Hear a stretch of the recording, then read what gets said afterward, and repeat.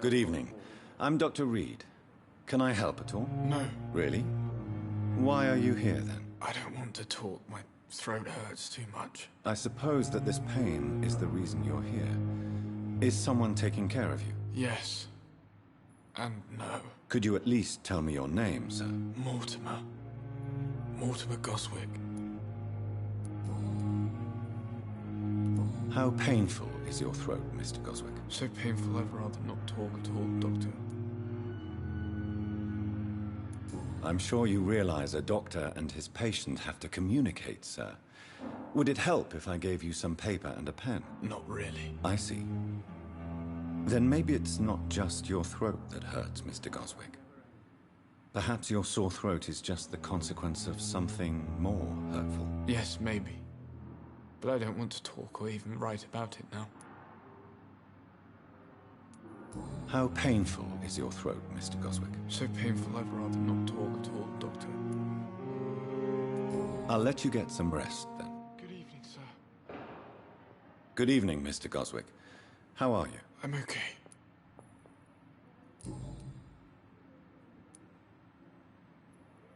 Tell me about yourself, Mr. Goswick. I don't want to talk, Doctor.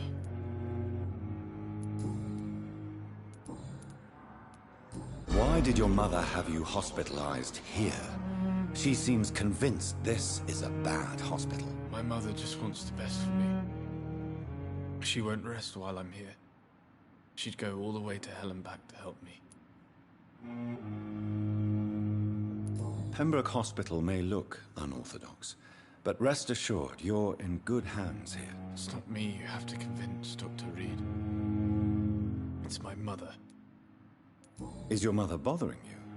As your doctor, I can ask her to leave you alone if you would prefer. That's tempting, Doctor. But you have no idea what my mother is capable of. She would tie herself to my bed if you asked her to leave.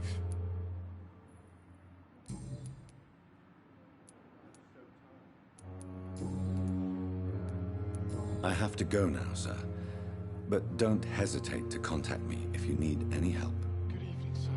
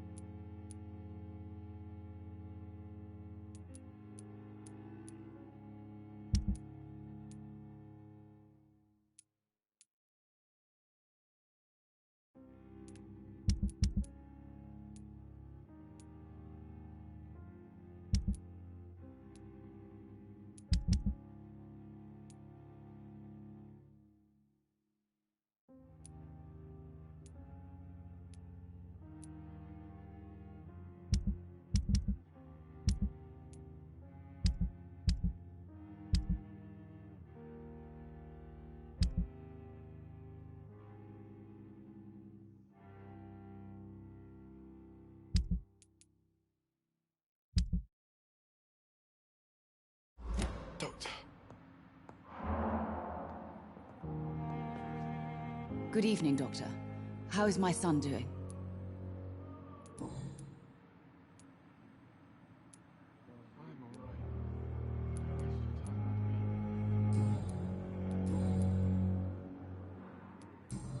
Goodbye, Mrs. Goswick.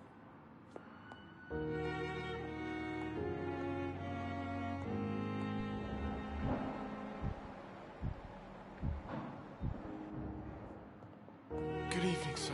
You always knew the words to calm the children, Helen. As for me, I'm an idiot.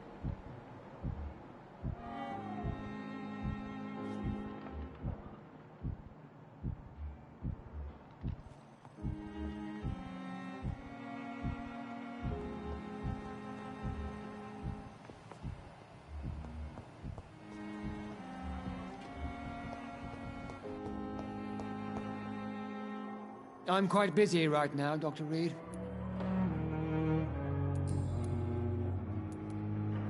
Tell me, Waverly, what do you think of Dr. Strickland's enthusiasm for his experimental research? Strickland is playing with his patients' lives for pride and glory.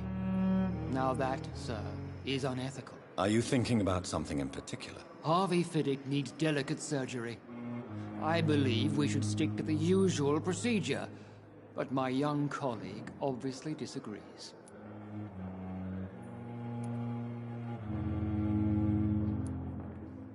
Why do you wish to lead this surgery? I strongly believe that Mr. Fiddick should not be butchered to test an unproven procedure. If you are going to lead this surgery, I'm trusting you to assume the consequences of your actions, whatever the result. I'm not the kind of man who runs away from his responsibilities, Dr. Reed. There is no need for you to be looking over my shoulder. And are you not afraid that your rivalry with Strickland may be blinding you? Rivalry? I guess you could call it that. But I will never be childish enough to let my personal feelings affect my judgment.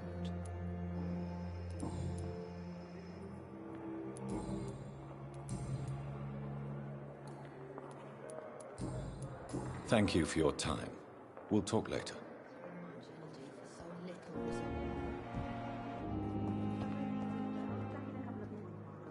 Good evening, nurse. Good evening, Doctor. I don't think we've been introduced yet. My name is Pippa Hawkins. And I'm Dr. Jonathan Reed. Dr. Swansea has recently offered me a position in this hospital. Well, it's a euphemism that your help will be appreciated, Doctor. How would you describe the situation at the Pembroke Hospital? It's serious. The flu is wreaking havoc amongst the staff and patients. We are running out of everything. Nurse Hawkins, the Spanish flu won't last forever. Even the Black Plague didn't kill everyone. I wish I could believe you. But what if this epidemic was worse? What if in the end, nobody was spared? You must get a hold of yourself, nurse. Sorry, I'm exhausted. No one has any idea when this epidemic will be over.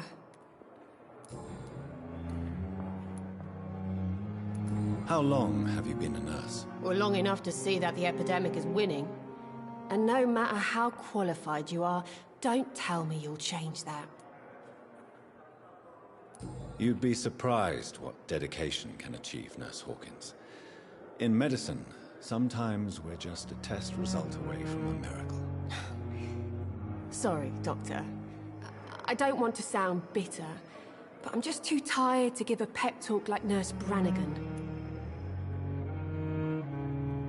How is the Pembroke staff coping with the epidemic? Well, not well. Milton, the ambulance driver, is even more grumpy than usual, especially concerning doctors. Why is Milton grumpy on a daily basis? Is it just an act? Milton's not the kind of man who's bothered about a bad reputation, whether he deserved it or not.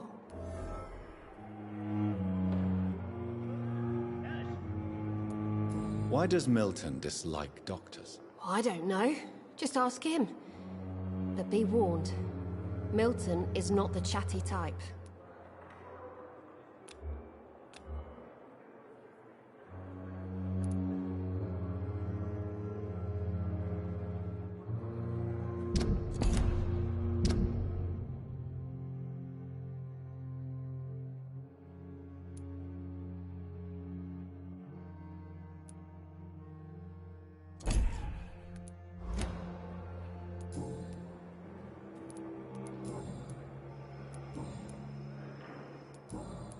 Goodbye, Nurse Hawkins.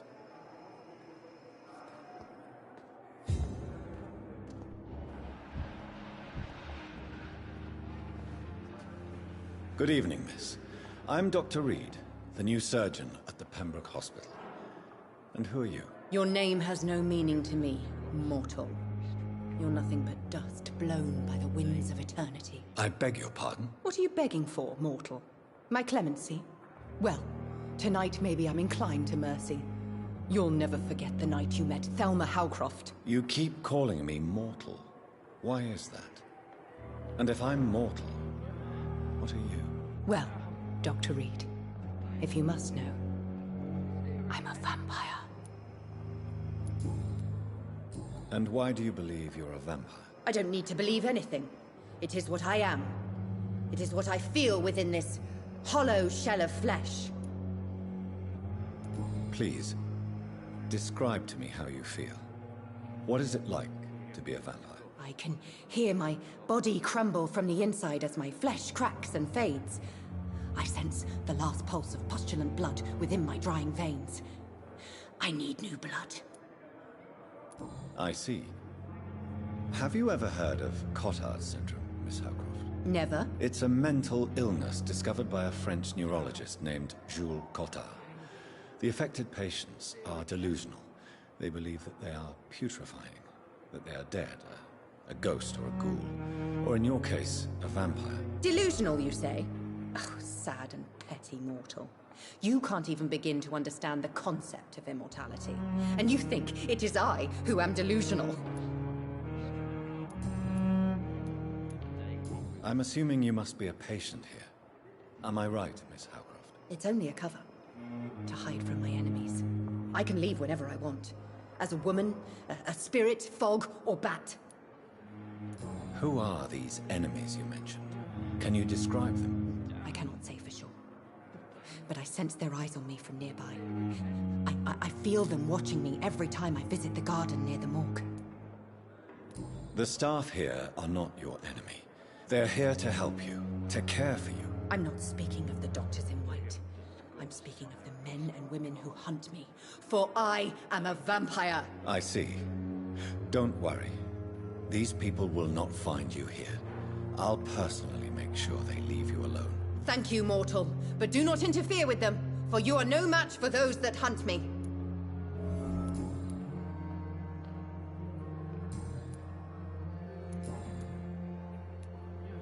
Who are you really, Miss Howcroft? I mean, apart from being a vampire. Is that not enough for you, puny mortal? What do you require? Proof of my powers? I'm curious to know who you were before becoming a vampire. No, it was such a long time ago, I don't remember. Centuries of unholy life can have strange effects on one's minds, you see? I'll leave you, Mistress of the Dark, to your nocturnal activities.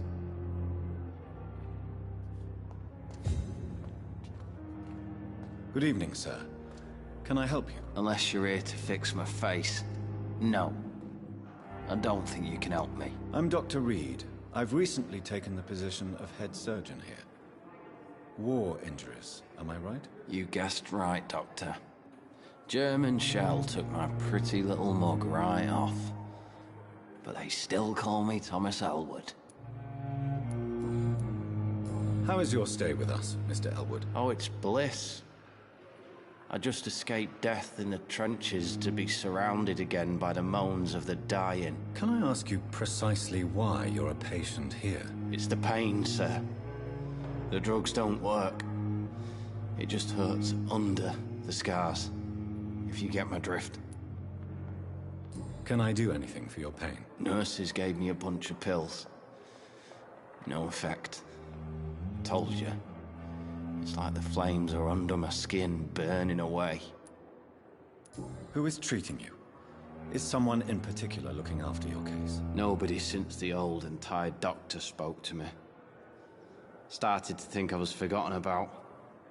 Wouldn't blame you. You don't seem worried by that. My face hurts so much more when I smile or cry. I've learned it's easier not to speak. But be assured I'm smiling inside.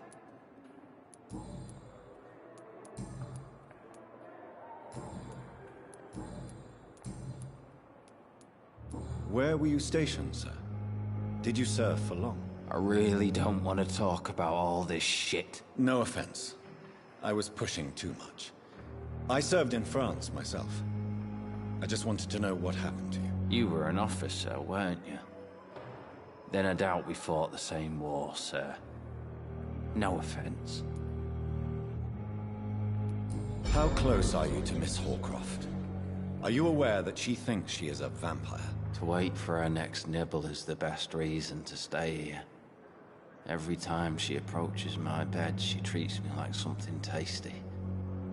A normal person. Aren't you afraid? She may hurt you if the game goes too far. She's quite harmless, I can assure you. Her head's broken inside is all. While I'm busted on the outside. But she's still beautiful. Living proof that there's hope for me. So do you let her bite you? You know that's not sanitary. And why not? She's only supping a few drops of my blood. And the pain, it's real for once. She could decide to bite less willing patients. Then it's another good reason for me to stay here, Doctor.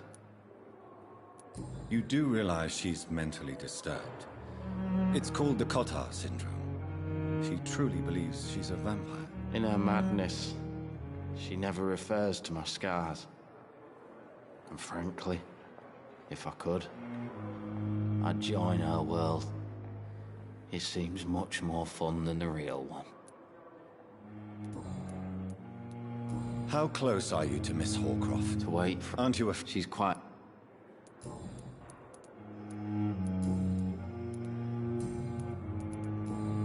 Goodbye for now, Mr. Elwood. Fear and disgust on every street corner.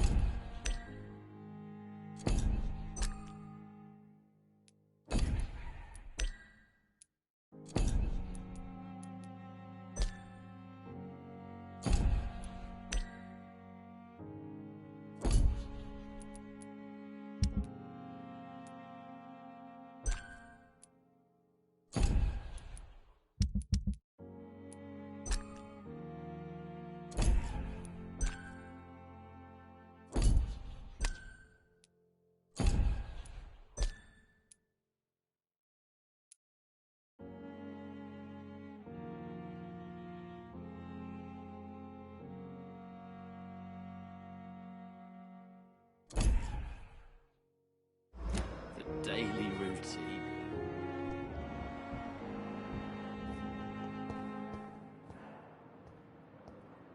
Good evening, Mr. Hampton. How do you feel? Dr. Reed, is it? Oh, sir, I must apologize for my behavior. What do you mean? I was not myself in the factory. Fear and exhaustion made me say awful things to you, I'm afraid. You remained perfectly nice and polite. A little delirious, perhaps. But who wouldn't be after enduring an abduction? Thank you, Doctor. That's a relief. Now all I need to do is rest and return to my flock. How did you end up in William Bishop's den? I had received alarming news about his recent behavior. I went to his place and he refused to let me go. Why did he abduct you? William was an alcoholic. His addiction suddenly changed to blood. I don't know why. Just like a patient I met here. This Miss Horcroft.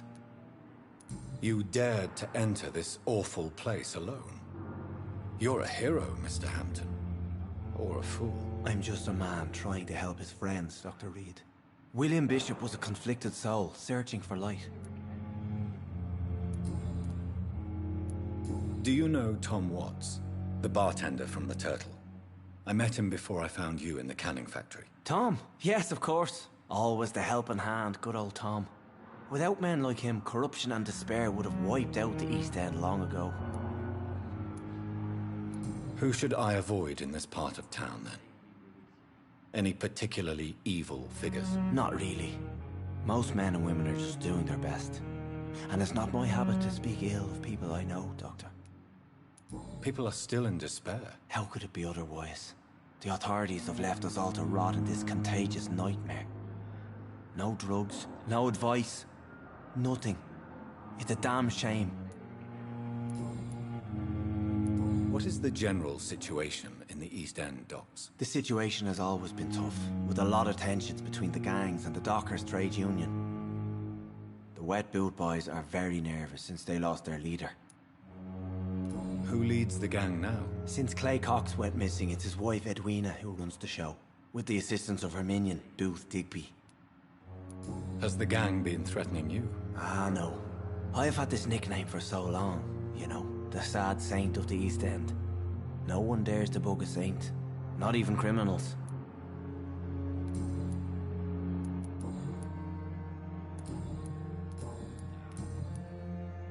What do you do for a living, Mr. Hampton? I can't help but notice the cross around your neck. I manage a night asylum for the poor and homeless of the docks. And I try to guide the lost and hesitant on the right path to our Lord. Are you a priest, Mr. Hampton? A deacon, maybe? Not at all, Doctor. I'm just a man of faith willing to preach the good word. Why didn't you use your cross against William Bishop? To repel him somehow? That's a very strange question, Doctor. A cross is no magical token, if that's what you were trying to say. Not mine, anyway. Have you made friends since you arrived? Not really, but I recognize Miss Harriet Jones. I knew her when she lived by the docks. That poor woman had such a miserable life. You never came to see her here at Pembroke? Receiving visits when sick can be an important part of the healing process, you know. We're not just bodies. You're preaching to the converted now, Doctor. To be truly honest, I thought she was dead. She left the docks many months ago. How do you feel, Mr. Hampton? Medically speaking, I mean. I feel exhausted. Beyond exhaustion, actually.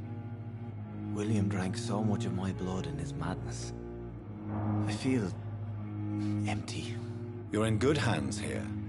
Dr. Swansea is well versed in blood transfusion, and I'm sure he'll take the best care of you. Thank you, sir. I believe all I need is rest. And then I can go back to the people who need me.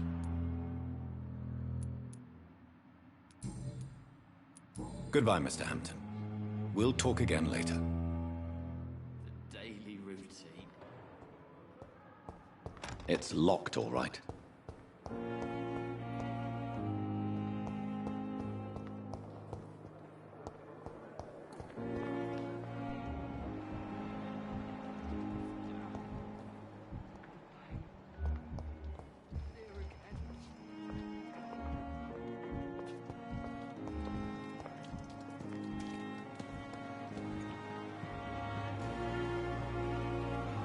Good evening, nurse. I'm Dr. Jonathan Reed, the new surgeon here at the Pembroke. Dr. Swansea has already told us about you, sir. I'm Nurse Gwyneth Brannigan. Welcome to the Pembroke Hospital. Did he really? It's a good thing I wasn't hoping to keep a low profile. All members of staff have already read about your new blood transfusion technique. Dr. Swansea made sure of that. I see. Well, I'm a little surprised, but I suppose I'll just have to deal with this unexpected notoriety. You must know, blood transfusions are Dr. Swansea's primary subject of research. He is convinced it is the future. How are things here? Not good, to say the least. We're struggling against an invisible enemy, more lethal than any bullet from a gun. It's hard, Doctor. An invisible enemy? Quite a poetic term for a disease, especially from a nurse. Sorry, Doctor. These last few weeks have been exhausting. We could all do with a good night's sleep. Do you think this hospital can survive the epidemic? We are all volunteers here, and we're trying to hold fast, but how do we beat an invisible killer? Some nurses have already resigned. I'm not familiar with all the staff yet. Perhaps you could help me. Brilliant professionals, most of them. Dr. Swansea has a gift for recruiting talent. Most of them? Is there a problem I should know about, nurse? It would be inappropriate for me to speak ill of a colleague. Is there anyone that stands out? Well, I have never met someone as dedicated as Dr. Tippett. He should be a standard for us all here. If only he were younger. Why should his age be a problem? I guess it's fair to say he's always pushing himself to the limits. He just doesn't know when to stop and get some rest. Nurse Brannigan, if you do know something, please tell me. Anything you say will be held in confidence. No. I may disagree with some conduct, but in the end, everybody is doing their best.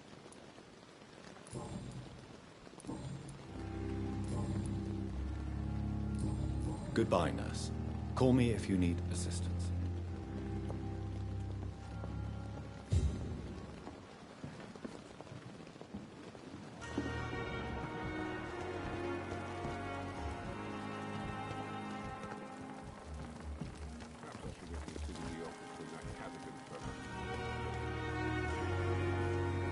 Good evening, Milton. Good evening, Doctor. Still trying to save lives? Why do you have such a mediocre reputation among your colleagues, Milton? Fuck them. Nobody knows the horrors I've seen since working here. This city was sick long before the epidemic, Dr. Reed. I know it's a difficult task, but correct me if I'm wrong. Is this not the job you are paid to do? I've seen babies left to die while their brothers were properly fed. Underage girls and boys sold to all manner of perverts. I'm sorry, I don't know what to say. Yeah, exactly. We lack words. So excuse me if I don't look on the bright side of life.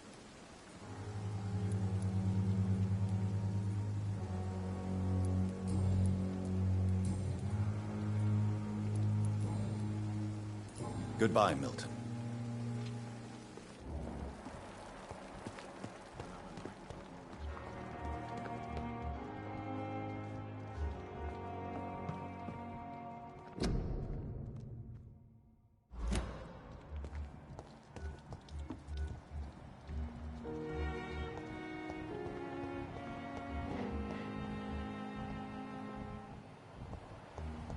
With you at our side, Dr. Reed, I know that Pembroke will prevail and survive this epidemic. I'm quite busy right now, Dr. Reed.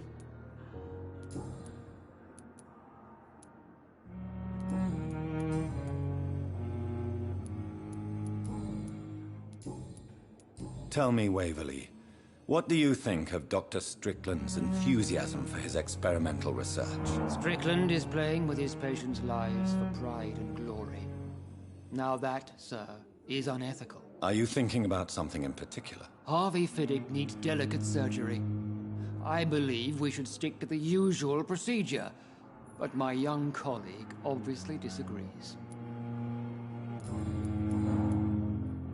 Thank you for your time. We'll talk later.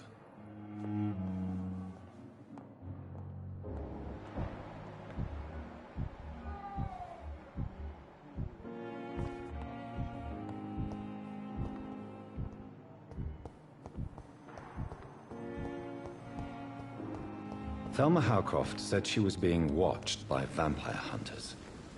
Where are they hiding? I should investigate.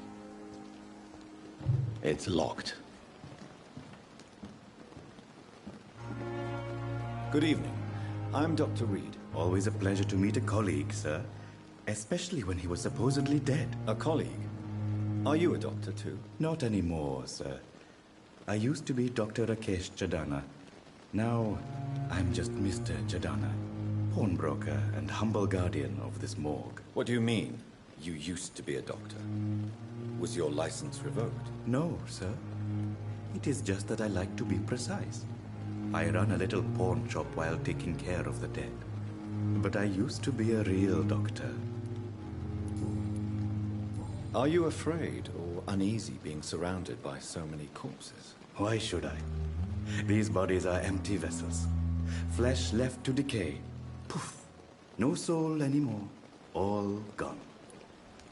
An interesting point of view. And quite an exotic one, too. Most people fear, or at least have a respect, for dead flesh. Sir, as a medic during the war, I learned to face my death and the death of others. It's the pain we have to tame, not death itself.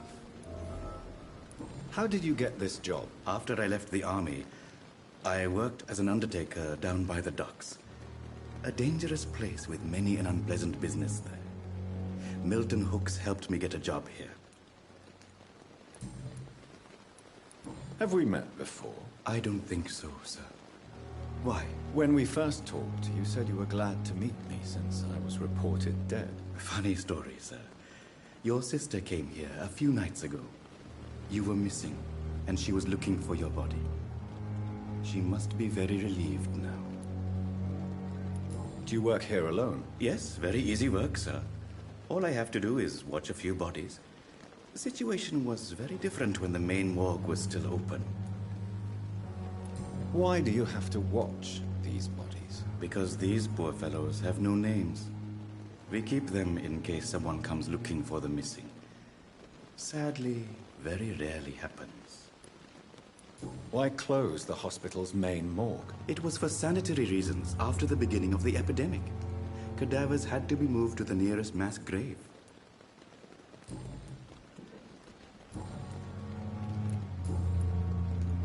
A pawnbroker? I expect you get all types of people here. Yes, sir. All kind of people. For I sell all kind of goods. Who comes here to trade with you? It's very unhygienic, even unsafe. Diseases can spread. For the customers, for the hospital. I'm very cautious, sir. I've been a doctor, remember? And all my clients are good people. In fact, I think I only know good people. What kind of goods? With the quarantine, it's not always easy to buy things. So I trade, I exchange. Some people sell, some others buy. I like to help. Since you're not afraid of dying, do you believe in life after death, Rakesh? No. I believe we must do all the good we can while alive. For our time is short, and the obstacles are endless. Do you think you would enjoy immortality as a concept? I don't think so. Don't mistake me. I love life, and I'd like to live a long life. But everything has to decay, sir. Even goodwill. Do you really believe goodwill cannot last? As I said, sir, everything decays. If I was to never die, goodness, I would be bored or worse. And I like to be helpful, sir. Quite depressing, wouldn't you say? Yes, but the good news is we'll all die before losing our humanity, sir. So you're ready to die? No, I am not. I don't fear death, for I won't see it. What troubles me is the pain my death will inflict to those I know. You're a wise man, Mr. Chidana. No, Dr. Reed. I am a foolish man. But I like to think otherwise.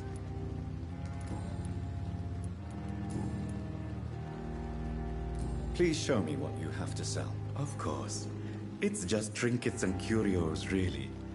But I'm sure they can be useful.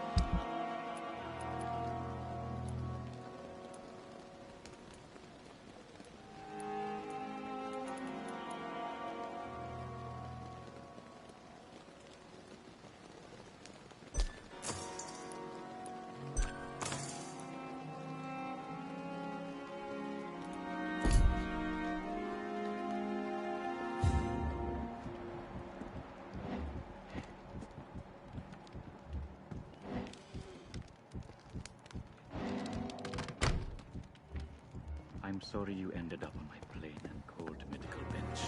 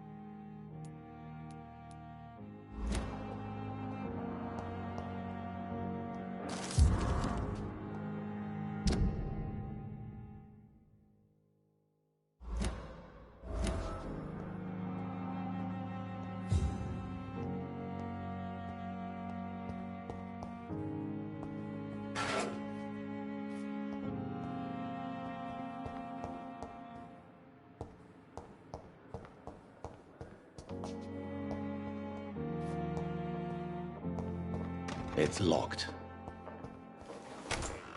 This must be the place.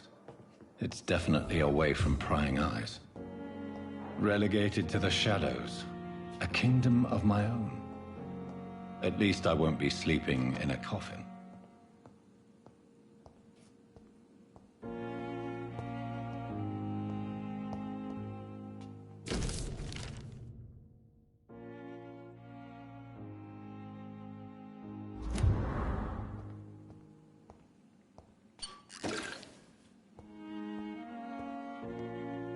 The flower's dying. It needs water.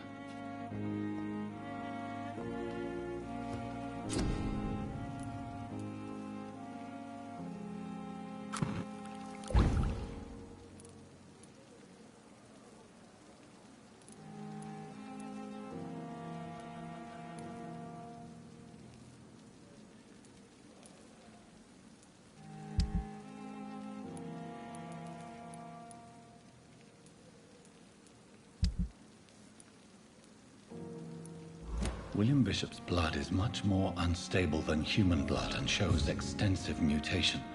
But this is not what happened to me. I must keep on searching. The sun is about to rise. I can feel it. I'll continue tomorrow night. I have so much time now.